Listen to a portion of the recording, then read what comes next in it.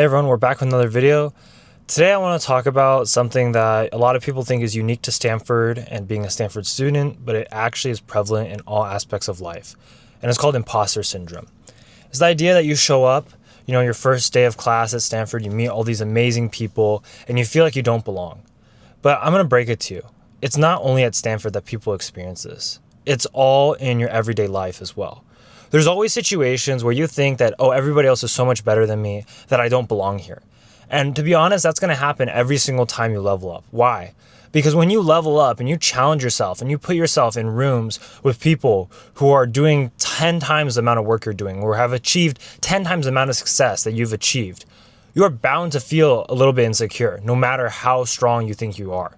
You are bound to kind of doubt yourself. You're bound to really question, am I actually good enough? Or do I belong here? Is this the right place or is this the wrong place? But that just really affirms that this is the right place for you to grow, because you being uncomfortable in that situation shows that this is where you need to be, because these are the people that surrounding you that are making you feel uncomfortable, that are making you question if you even belong there. They're going to be the ones that take you to that next level. They're going to be the ones that make you realize you have so much more untapped potential inside of you. If you never go into those rooms where you feel like you don't belong, you're never going to discover the parts of you that are going to take you to the next level and absolutely elevate your personal growth.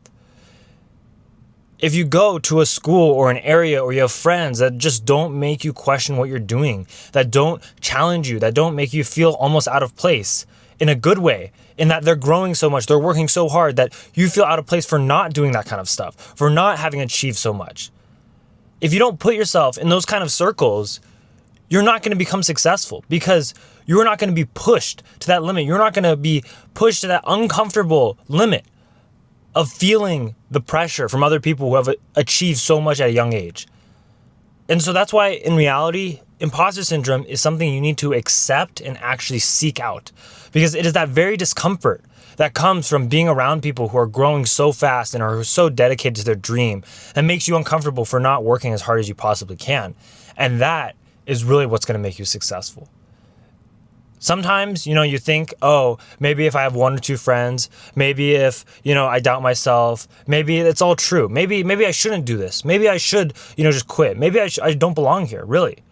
But I think more often than not, it's just because you need a little time to adjust. You need to calm down, take a breather, realize you're not going to die if you stay in this room, and then just push through and learn as much as you can. Because when you feel that imposter syndrome, that's really like your mind kind of being forced open. And you're starting to see all these new potential and possibilities that you never even could fathom before. So when you feel the imposter syndrome, when you feel like you don't belong, know that you're in the right place.